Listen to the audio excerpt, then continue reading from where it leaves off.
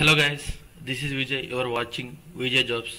Guys, మన ఈరోజైతే విప్రోలో ఒక మాస్ హైరింగ్ జరగబోతుంది.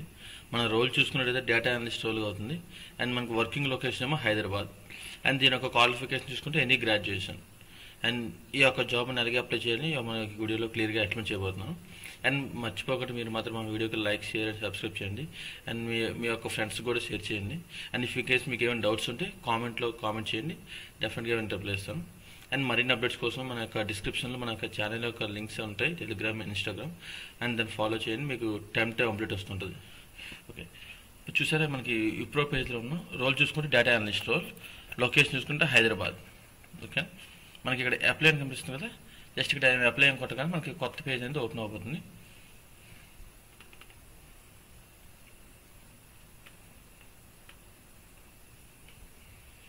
చూసుకుంటే ఇక్కడ స్టార్టింగ్ చూసారా మనకి ఎంటర్ ఈమెయిల్ అంటుంది. మనం స్టార్టింగ్ మనకి ఈమెయిల్ ఎంటర్ చేసేసారు అనుకోండి.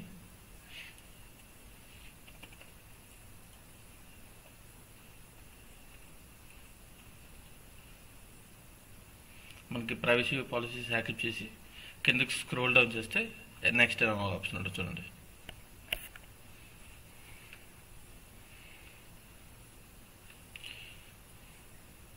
చూసారా మనం ఒక నెక్స్ట్ కొట్టగానే మనకు నెక్స్ట్ పేజ్ వచ్చింది.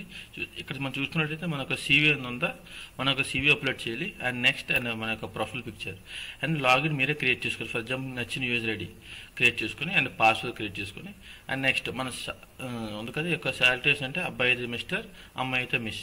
ఇఫ్ ఇన్ కేస్ అమ్మాయికి మ్యారేజ్ అయితే మిస్సెస్ అని వస్తుంది. అండ్ మీ యొక్క first name, middle name, last name and email ID. And type అంటే మన మొబైల్ ఎంటర్ చేయండి. మొబైల్ ఎంటర్ చేసి విత్ కంట్రీ కోడ్ అంటే +91 ఎంటర్ చేసి మీ యొక్క మొబైల్ నెంబర్ ఎంటర్ చేయండి. మీ యొక్క అడ్రస్ ఉంది కదా, ఇక్కడ టైప్ ఉంది కదా, టైప్లోకి వెళ్ళి హోమ్ అంటే హోమ్, అదర్స్. ఇన్ కేస్ మీరు ఎక్కడ హాస్టల్లో ఉన్నట్టయితే అదర్స్ పెట్టండి, లేదు అంటే హోమ్ అని పెట్టండి. హోమ్ పెట్టి ఎవ్రీథింగ్ డీటెయిల్స్ అన్ని నీట్గా ఎంటర్ చేసేసి ఓకే. కింద చూసారా మనకి are you open to relocating to the job location ఉంది, దానికి ఎస్ అని పెట్టండి. ఎందుకంటే ఇన్ కేసు మనకి వేరే లొకేషన్ వస్తే మీరు వస్తారా రారా అని అడుగుతున్నారు, మనం దానికి ఓకే ఎస్ అని చెప్పేద్దాం. అండ్ నెక్స్ట్ ఒక ఆప్షన్ ఉంది, హ్యావ్ యూ అంటే ఎప్పుడైనా విప్రోలో మీరు సబ్సిడీస్ తీసుకున్నారా అన్న నో. ఇఫ్ ఇన్ కేస్ మీకు ఏమి తీసుకున్నట్టయితే ఎస్ అని పెట్టండి. ఎస్ అని పెడితే అవి వేటోకి ఇక్కడ మీ యొక్క ఎంప్లాయ్ ఐడి రాయండి. మనం నో అని పెట్టినంత ఏంటంటే జస్ట్ ఎన్ఏ రాసి సరిపోతుంది ఇక్కడ. అండ్ మీరేం గవర్నమెంట్ ఏజెన్సీకి వర్క్ చేస్తారా, వర్క్ చేసినట్టు తెస్తే, వర్క్ చేయకపోతే నో. అండ్ మీ యొక్క డేట్ ఆఫ్ బర్త్ అండ్ మీరు ఈ జాబ్ కోసం ఎలా తెలుసుకున్నారు. సోషల్ మీడియా అని చెప్పి ఇక్కడ లైక్ గూగుల్ ఏదో ఒకటి. అండ్ ఎడ్యుకేషన్ టైప్ వస్తే మనది యూనివర్సిటీ కాబట్టి గ్రాడ్యుయేషన్ కాబట్టి యూనివర్సిటీ పెడతాం. అండ్ మీ యొక్క గ్రాడ్యుయేషన్, మీకు ఎడ్యుకేషన్ డీటెయిల్స్ మొత్తం అని ఇక్కడ క్లియర్ కట్గా ఫిల్ చేయాలి. చూసారా degree, college, university, branch, CGPA and number of years completed. For example మీకు డిగ్రీ 3 years కాబట్టి ఇన్కేస్ మీకు ఎవరికైనా బ్యాక్లాగ్స్ 1 year అయినా మనం 4 years కంప్లీటెడ్ పెట్టాలి. అండ్ ఏ ఇయర్లో పాస్ అవుట్ అయ్యారు. అండ్ నెక్స్ట్ చూసుకుంటే నేషనాలిటీకి వస్తే Indian.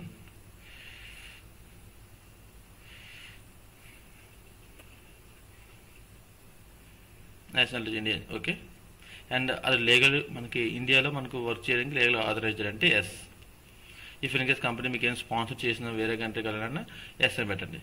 And next if in case మీకు ఎక్కడైనా ఎక్స్పీరియన్స్ ఉండితే ఎంప్లాయర్ అంటే company name, company location, country India, state Andhra Pradesh.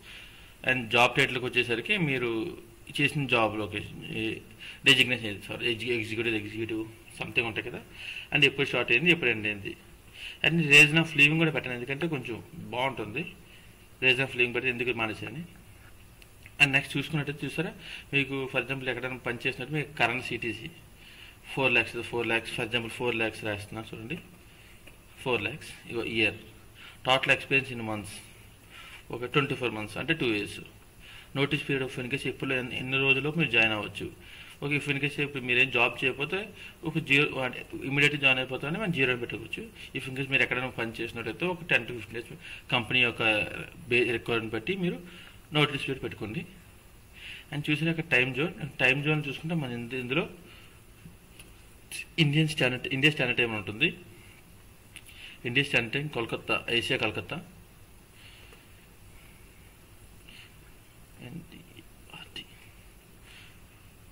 సరే, India standard time Asia Calcutta.